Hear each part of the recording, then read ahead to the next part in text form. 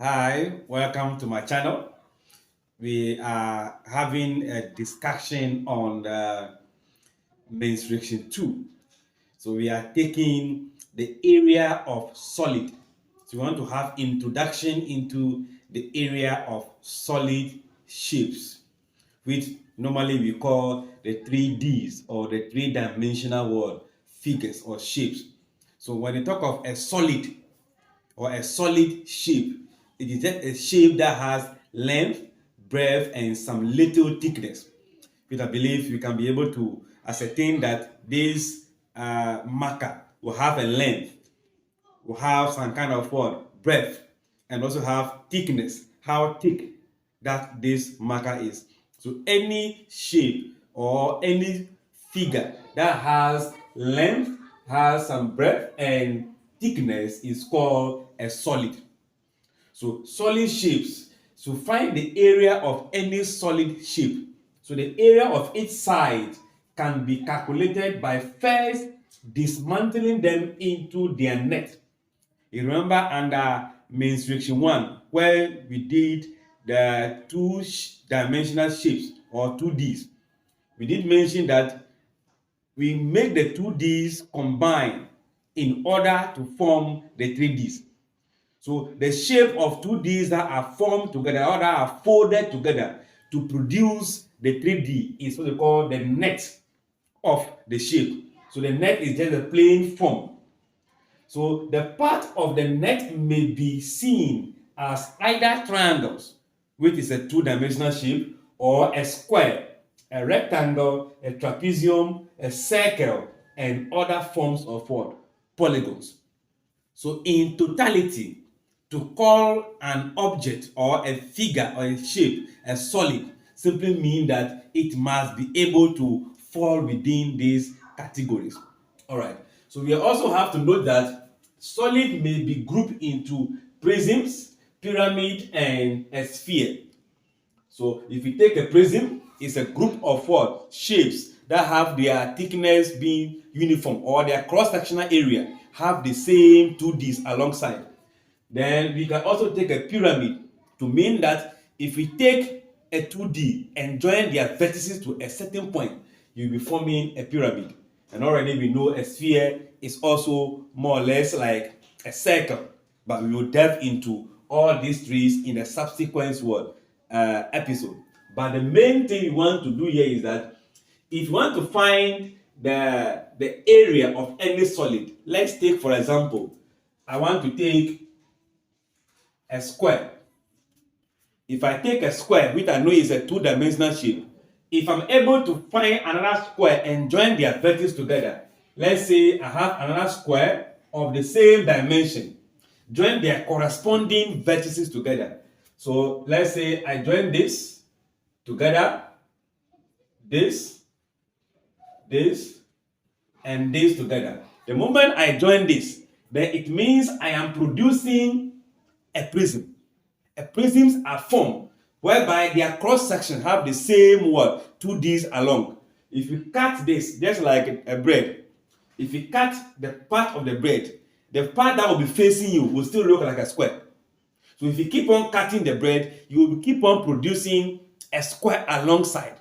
So when you join 2Ds, that is two-dimensional shape, two of them together, vertex to vertex, then you are forming what? A prism. Then their net is just going to be, if I cut it along the edges, I should be having something like this.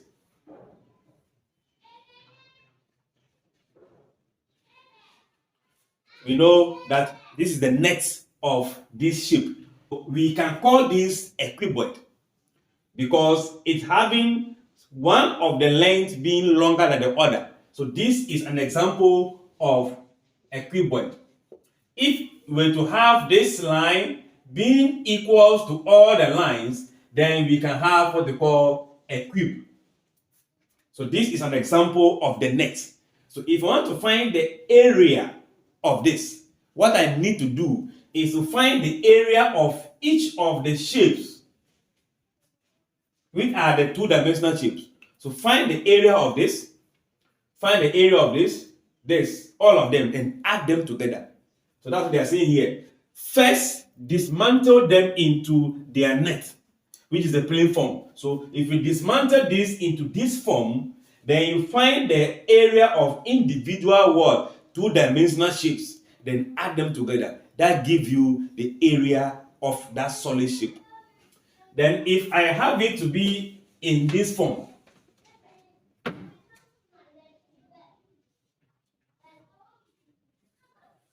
this is also a circle. We are saying that if you dismantle them, you either be getting a triangle, a square, a rectangle, trapezium, or a circle. So if I dismantle this by cutting this and open it up, before I can open it, I have to take away the top. Just look at this as a milk tin. If you remove the top, you'll be having the circle. If you remove the down, you'll also be having another circle. Then if you open this up, it's going to form a rectangle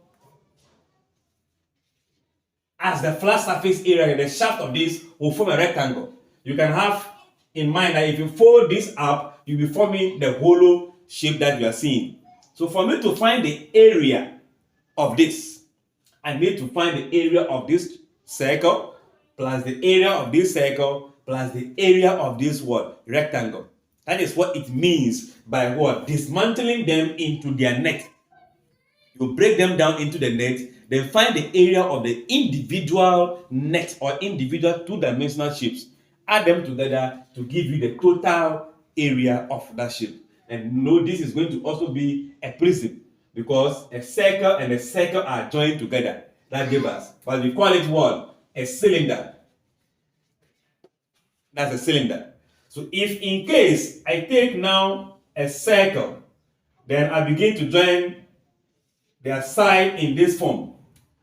This is also a circle that we have a fixed point that we join the edges onto. The side of it will be joined to a particular point. That will give rise to what they call a pyramid. So this is a circular pyramid. This is circular what? Prism, which is called a cylinder. And this is also called a cone. So for me to find the area of this, I have to dismantle this by removing the circular part. So if I remove the circular part, I'll be having something in this form. So find the area of the triangle, find the area of the circle, add the two together, then you are good to go to find the area of this. So in this episode is to throw light on how to find the area of solid shapes. In the next episode, we will be taking the solid shapes, which are prism.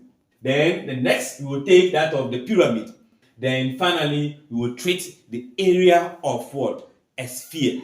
So have it in mind that to find the area of any solid shape which are three-dimensionals, first of all, you must dismantle them into their net. Break it down. What net come together to form that 3D shape? If you're able to find the net, the area of the individual part, give you the total surface area. Thank you so much for being here. Come back to this space. Let's continue the tutorial on the area of solid. Share the video, likes, and comment. Bye.